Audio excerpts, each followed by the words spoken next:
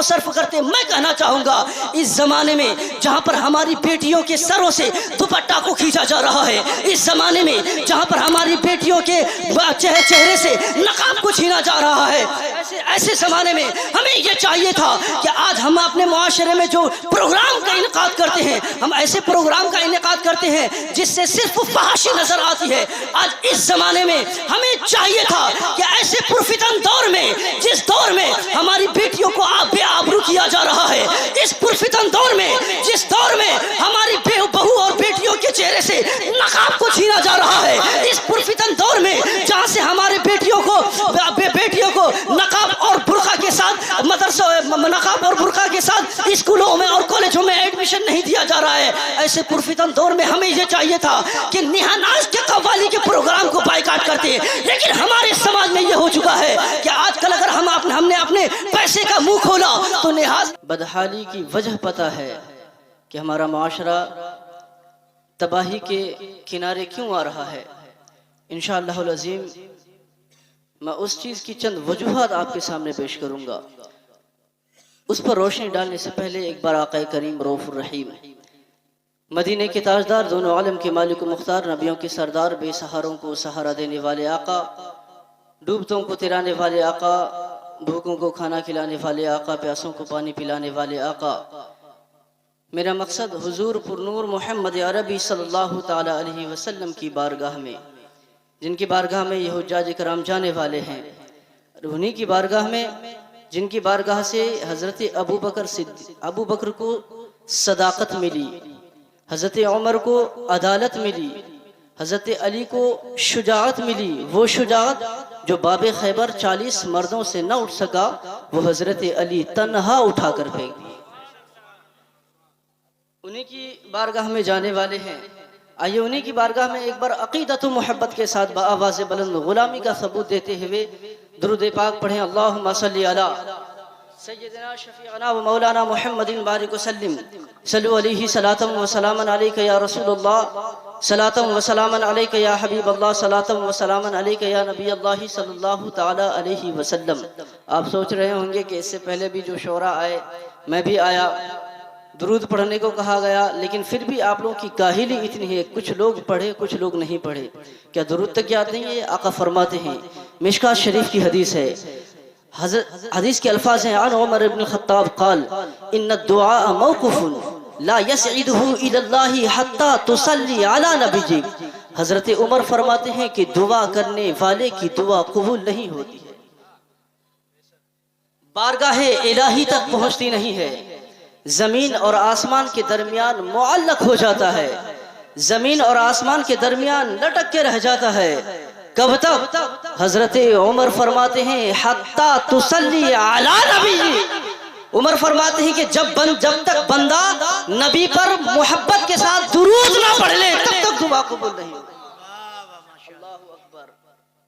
بہت لمبی بات ہو جائے گی اس پر، اگر اس پر تقریر کی جائے 2 دن کا وقت بھی کم ہوگا. بہرحال المختصر ایک بار اور بابا سے بلند درود پاک پڑھیں. اللہم صلی علی سیدنا مولانا سیدنا شفیعنا محمد مولانا محمد بارک وسلم، صلو علیہ صلاۃ و سلاما علیک یا رسول اللہ، صلاۃ و سلاما علیک یا حبیب اللہ صلی اللہ تعالی علیہ وسلم. میں کہنا چاہتا ہوں اللہ تبارک و تعالی نے قرآن جیسے عظیم کتاب میں ارشاد فرمایا. اللہ فرماتا ہے الا بذکر اللہ تطمئن القلوب. میں پوچھنا چاہتا ہوں اس زمانے میں اگر نظر اٹھا کر دیکھا جائے، معاشرے میں نظر اٹھا کر دیکھا جائے، ہر شخص پریشانی کے عالم میں ہے. ان سے پریشانی کی وجہ پوچھی جائے، اگر ان سے پوچھا جائے اے شخص آپ تو بڑی بلڈنگ میں رہتے ہیں، آپ لاکھوں روپے مہینے میں کماتے ہیں، بڑے ٹھیکیدار ہیں، سروس مین ہیں، 40-50 ہزار مہینے میں آپ کا اڑتا ہے. ایک ٹھیکیدار سے پوچھا جائے کیا تم خوش ہو یا نہیں ہو، وہ ٹھیکیدار کہے گا بڑی مشکل سے ہماری زندگی گزرتی ہے. میں کہنا چاہوں گا آخر یہ حال کیسے پیدا ہوا، یہ سچویشن کیسے کریٹ ہوا جب ہر انسان ابھی پریشان ہے. ایک 50,000 روپے مہینہ کمانے والا بندہ، اس سے پوچھا جائے وہ بھی کہے گا کہ میں پریشان ہوں. ایک بندہ جو لاکھوں روپے مہینہ کماتا ہے، اس سے پوچھا جائے اے شخص تمہاری زندگی کیسی گزر رہی ہے، وہ بھی یہ کہے گا بڑے پریشانی کے عالم میں میں چل رہا ہوں. میں کہنا چاہتا ہوں ایک وہ زمانہ تھا جب لوگ کچے مکانوں میں رہ کر سکون کی زندگی گزارا کرتے تھے، لیکن اس زمانے میں لاکھوں کی بلڈنگوں میں رہ کر بھی سکون نہیں حاصل کر پاتا ہے۔ اس زمانے میں کروڑوں کی بلڈنگ بنا کر بھی اچھے سے نیند نہیں حاصل کر پاتا ہے۔ کیا وجہ ہے کہ انسان ابھی پریشان ہے؟ کیا وجہ ہے کہ ٹھیک سے سو نہیں پاتا ہے؟ ابھی انسان اگر جو شخص لاکھ روپے 2 لاکھ روپے مہینہ بھی کماتا ہے وہ بھی نیند کی گولی کھا کر تب سوتا ہے۔ میں کہنا چاہتا ہوں آخر کیا وجہ ہے کروڑوں کی بلڈنگوں میں رہ کر لاکھوں کے بستر میں سو کر نیند کی گولی کھا کر تمہیں سونا پڑتا ہے؟ ایک وہ زمانہ تھا جب کچے مکانوں میں رہ کر سکون کی نیند حاصل کرتا تھا۔ ایک وہ زمانہ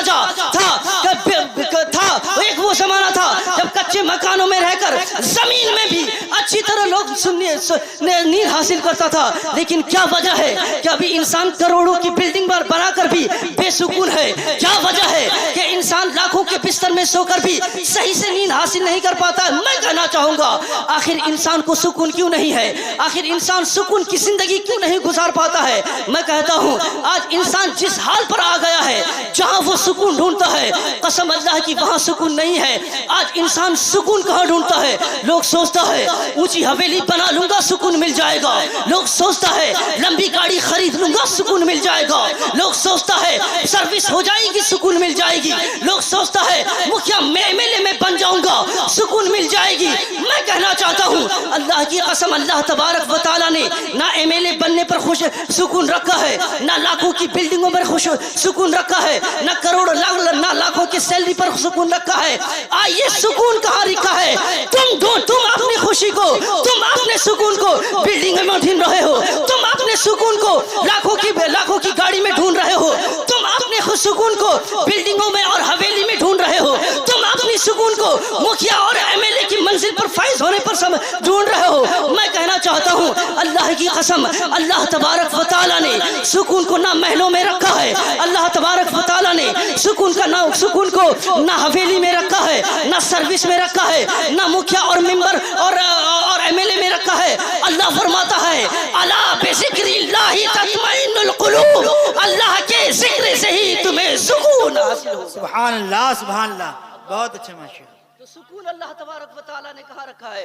آج انسان سوچتا ہے کہ میرا بیٹا سروس مین بن جائے، آج انسان سوچتا ہے میرا بیٹا مکھیا بن جائے گا مجھے سکون مل جائے گی، آج انسان سوچتا ہے کہ میرا بیٹا ڈاکٹر بن جائے گا ہمیں سکون مل جائے گی۔ میں کہنا چاہتا ہوں اللہ کی قسم تم سکون جہاں ڈھونڈتے ہو اللہ تبارک و تعالیٰ نے سکون وہاں نہیں رکھا ہے۔ تم ڈھونڈ رہے ہو حویلی میں، تم ڈھونڈ رہے ہو اونچی حویلی میں، تم ڈھونڈ رہے ہو اونچی لمبی گاڑی میں، تم ڈھونڈ رہے ہو مکھیا اور ممبر کے مقام پر، تم ڈھونڈ رہے ہو سکون کو کہ زمینداری آ جائے گی سکون مل جائے گی۔ نہیں، اللہ کی قسم اللہ تبارک و تعالیٰ نے سکون کو ان سب چیزوں میں نہیں بلکہ اللہ رب العزت نے اپنے ذکر پر سکون رکھا ہے۔ اگر تم چاہتے ہو کہ دنیا اور آخرت میں تمہیں کامیابی مل جائے، اگر تم چاہتے ہو دنیا میں تم پرسکون زندگی گزارو، اللہ کی طرف جھک جاؤ، کیونکہ اللہ فرماتا ہے کہ میں نے دنیا میں نہیں بلکہ اپنے ذکر میں سکون کو، سبحان اللہ سبحان اللہ، ذکر میں سکون کو رکھا ہے۔ لیکن ہمارا معاشرہ کدھر آ چکا ہے؟ میرے پاس وقت زیادہ نہیں ہے، مفتی صاحب قبلہ ابھی کھانا کھا کر شاید فارغ بھی ہو چکے ہیں، ہے نا، میرے پاس وقت زیادہ نہیں ہے، ابھی وہ آئیں گے المختصر بس 2-4 منٹ اور ہمیں برداشت کر لیں۔ میں کہنا کیا چاہتا ہوں مفتی صاحب آ ہی رہے ہوں گے، میں یہ کہنا چاہتا ہوں کہ آخر یہ سچویشن کیسے کریٹ ہوا، یہ حالات کیسے پیدا ہوئے؟ آج ہمارا معاشرہ اگر ہمارے معاشرے میں نظر اٹھا کر دیکھا جائے اتنا بدحال ہو چکا ہے ہمارا معاشرہ، اتنے بدحالی کے کنارے پر آ چکا ہے ہمارا معاشرہ، ہمارا معاشرہ، ہمارے معاشرے کے لوگ ایسے ہو چکے ہیں۔ یہ ایسا زمانہ ہے اس پرفتن دور میں اگر دیکھا جائے ایسے ماحول میں ہم نے اپنے پیسوں کے بیگ کو وہاں کھولا جہاں پر ہمارے نفس کو سکون ملا، ایسے ماحول میں جہاں پر ہماری بیٹیاں، جہاں پر ہماری بھتیجیاں، جہاں پر ہماری نوجوان بہنیں گھر میں کنواری بیٹھ کر خون کے آنسو رو رہی ہیں، ایسے ماحول میں ہمیں یہ چاہیے تھا کہ اور سب دیگر پروگرام کا بائیکاٹ کرتے ہمارا یہ معاشرہ ایسا ہو چکا ہے کہ ہم دین کے لیے پیسہ نہیں کھولنا چاہتے ہیں. ہمارا معاشرہ یہ ہو چکا ہے, ہم دین کے لیے اپنا وقت نہیں دینا چاہتے ہیں. یہ زمانہ آخر اس زمانے میں ہم کیسے آ گئے؟ آخر یہ سچویشن, یہ زمانہ کیسے پیدا ہو گیا؟ یہ معاشرہ آخر ہمارے درمیان کیسے پیدا ہوا؟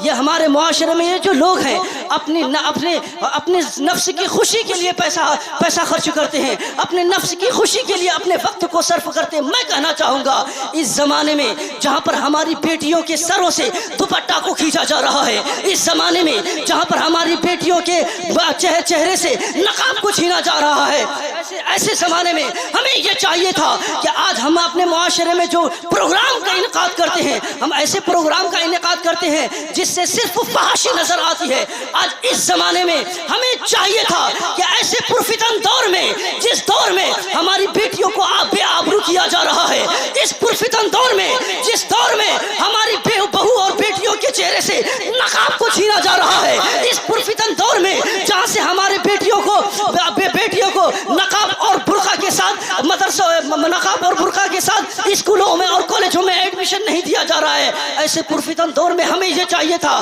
کہ نہا ناز کے قوالی کے پروگرام کو بائیکاٹ کرتے. لیکن ہمارے سماج میں یہ ہو چکا ہے کہ آج کل اگر ہم نے اپنے پیسے کا منہ کھولا تو نہاز ناز کے پروگرام کے لیے, اگر ہم نے اپنے پیسے کا منہ کھولا تو قوالوں کے پروگرام کے لیے. میں کہنا چاہتا ہوں اس پرفتن دور میں جہاں پر فحاشی عام ہو چکی ہے, اس پرفتن دور میں جہاں پر فحاشی اور برائیاں بالکل عروج پر آ چکا ہے, اس پرفتن دور میں اگر ہم اپنے پیسے کا منہ کھولیں تو دین کے لیے کھولیں. ہمیں تو یہ چاہیے تھا کہ اس پرفتن دور میں نہا ناز کے قوالی کا بائیکاٹ کرتے, اس پرفتن دور میں نہا ناز کے جھمکا اور ٹھمکا کا بائیکاٹ کرتے اور ایسے پروگرام کا انعقاد کرتے جس سے ہمارے بچوں کو جس سے ہمارے بچوں کو اچھا پیغام پہنچے, جس سے ہماری بیٹیوں کو اچھا پیغام پہنچے, جس سے ہمارے معاشرے کو اچھا پیغام پہنچے. آج یہ زمانہ کیسے پیدا ہو گیا؟ اس پرفتن دور میں اگر نظر اٹھا کر دیکھا جائے, ضرورت ایسے محفلوں کی ہے, حاجت ایسی محفلوں کی ہے. کیوں پتہ ہے اس معاشرے میں, اس زمانے میں, اس سماج میں اگر نظر اٹھا کر دیکھا جائے تب آپ کو پتا چلے گا یہی وہ زمانہ ہے کہ ہماری بیٹیاں دوسروں کے ساتھ لو میرج کر رہی ہے. یہی وہ زمانہ ہے جو ہماری بیٹیاں نعرے تکبیر, نعرے رسالت, حضرت علامہ دلکش رضا صابری. اصلاح اسے کہتے ہیں اصلاحی گفتگو. دل سے سنے قسم خدا کی, بہت اچھی گفتگو ہو رہی ہے. بولے ماشاءاللہ, باپ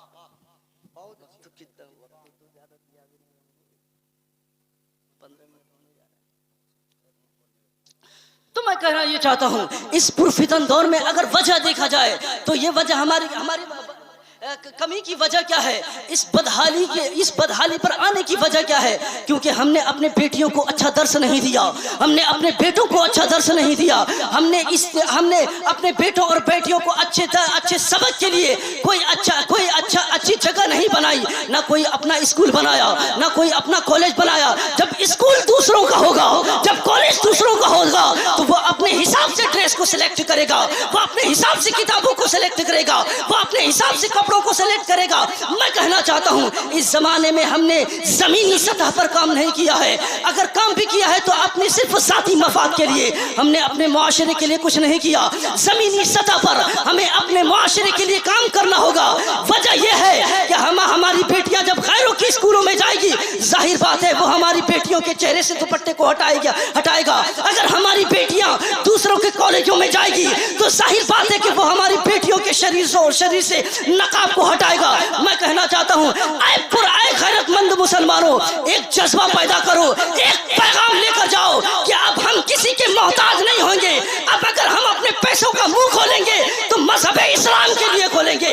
اب اگر ہم اپنے پیسوں کا منہ کھولیں گے تو اپنی بیٹیوں کو اچھے درس دینے کا کھولیں گے. ہم اچھا کالج بنائیں گے, ہم اچھا اسکول بنائیں گے. جب ہمارے معاشرے میں ہمارے مسلم سماج کا اچھا اسکول ہوگا, اچھا یونیورسٹی ہوگا, اچھا کالج ہوگا, پھر بہو بیٹیاں ہمارے کالجوں میں اور ہمارے اسکولوں میں پڑھنے آئے گی تو پھر وہاں پر ٹیچر بھی ہمارا ہوگا, اسکول بھی ہمارا ہوگا, سلیبس بھی ہمارا ہوگا, کتابیں بھی ہماری ہوگی. جب کتابیں ہماری ہوگی تو ایک سبجیکٹ میں ہم سیرت رسول اعظم رکھیں گے. جب سیرت رسول اعظم رکھیں گے ہماری بیٹیاں سیرت رسول اعظم پڑھے گی. اگر وہ فاطمہ الزہرا نہ بھی بنے کنیزہ فاطمہ الزہرا ضرور بن. واہ واہ واہ، نعرہ تکبیر، نعرہ تکبیر، نعرہ رسالت، نعرہ رسالت، اصلاح معاشرہ کانفرنس، نعرہ تکبیر، نعرہ رسالت. بہت اچھے حضرت، ماشاء اللہ. تو ہمارے معاشرے میں جو برائیاں پھیل رہی ہے، کمی کیا ہے؟ ہماری کمی ہے. ہم نے اگر پیسوں کا منہ کھولا، میں اس حضرت آپ لوگ شاید نہیں جانتے، میں قریب کا مجھے معلوم ہے، اس گاؤں میں شاید یہ ہمارے شاہد بھائی کی مہربانی تھی کہ پچھلے مرتبہ پروگرام ہوا تھا، جلسہ ہوا تھا، لیکن میں پتہ کیا تو پتہ چلا کہ شاید 12 سال کے بعد پروگرام ہوا تھا. اور قوالی کا پروگرام نہاناز کا ٹھمکا اور جھمکا ہر سال دیکھتے ہیں، ہر سال دیکھتے ہیں. اللہ اکبر. تو اگر ایسا سچویشن، ایسا حالت اگر پیدا کریں گے اپنے گاؤں میں تو ظاہر بات ہے ہماری بیٹیاں دوسروں کے ساتھ لو میرج کرے گی. جب پیغام اسے نہیں ملے گا، جب درس اسے نہیں ملے گا. آج ہم نے اپنے بچوں کو، آج ہم نے اپنی بیٹیوں کو، آج ہم نے اپنے بیٹوں کو مدرسہ نہیں بھیجا. آج ہم یہ سوچتے ہیں کہ اگر مدرسہ بھیجیں گے بیٹا مولوی بنے گا، بیٹی عالمہ بنے گی تو تنخواہ کم ہے، سیلری کم ہے، کھائے گا کہاں سے؟ میں کہنا چاہتا ہوں جب مدرسہ اور مسجد ہم یہ سوچ کر نہیں بھیجتے ہیں تو پھر دینی پیغام اسے نہیں ملتا ہے. اب ایک ہی راستہ بچا ہے دینی پیغام کا، ایک راستہ بچا ہے، ایک پلیٹ فارم بچا ہے، وہ پلیٹ فارم یہی پلیٹ فارم ہے. کیا صحیح بات کر رہا ہوں کہ نہیں حضرت؟ جب ہم مدرسہ نہیں بھیجے اپنے بچوں کو، مسجد نہیں بھیجے، اب جب مسجد اور مدرسہ نہیں جائے گا تو دین کا پیغام وہ لے گا کہاں سے؟ اب ایک ہی پلیٹ فارم بچا، یہ پلیٹ فارم، یہ جلسہ، یہی اسٹیج. اگر یہ بھی اسٹیج ہم قائم نہ کریں تو پھر ہمارا معاشرہ کس بدحالی کے کنارے پر آ جائے گا آپ خود سوچیں. تو اے مسلمانوں، اے غیور مسلمانوں، آج سے ایک عہد کر لے کہ ہم لوگ آج سے قوالی کے پروگرام کو بائیکاٹ کریں گے اور اسی جگہ ہم جلسہ اور جلوس کے پروگرام کو رکھیں گے جہاں سے ہمارے بیٹی اور بچوں کو اچھا درس ملے. جب ہمارے بیٹوں اور بیٹیوں کو اچھا درس ملے گا، یہی وہ اسٹیج ہے جہاں سے یہ پیغام ملے گا کہ اے ہماری بیٹیاں، دوسروں کے ساتھ پڑھنے جانا یا دوسروں کے ساتھ آنکھیں لڑانا یا دوسروں کی طرف دیکھنا یہ حرام ہے، حرام. جب ہماری بچیوں کو یہ درس ملے گا تو قسم خدا کی ہماری بچیاں اپنے سینے میں ضبط رکھیں گی کہ ہمارا نعرہ تکبیر، نعرہ تکبیر، نعرہ رسالت، نعرہ رسالت. مسلک اعلی حضرت، مسلک اعلی حضرت حضرت علامہ مفتی ڈاکٹر شہریار صاحب قبلہ. نعرہ تکبیر. خلیفہ تاج الشریعہ حضرت علامہ مفتی ڈاکٹر شہریار صاحب قبلہ. نعرہ تکبیر، نعرہ رسالت. آپ لوگ بھی استقبال کے لیے کھڑے ہو جائیں. اتنے بڑے عالم دین ہیں، دنیا کے ہر کونے میں جا کر اپنی گفتگو رکھتے ہیں، اسلام کا پیغام پہنچاتے. تھوڑی دیر کے لیے کھڑے ہو جائیں. خطیب الملک ناشر مسلک اعلی حضرت خلیفہ حضور تاج الشریعہ. اب جب کھڑے ہو ہی گئے ہیں تو تھوڑا آگے بڑھ جائیں. کھڑے ہو ہی گئے ہیں، اپنے علامہ ڈاکٹر تھوڑا آگے بڑھ جائیں. شہریار صاحب قبلہ دامت برکاتہم العالیہ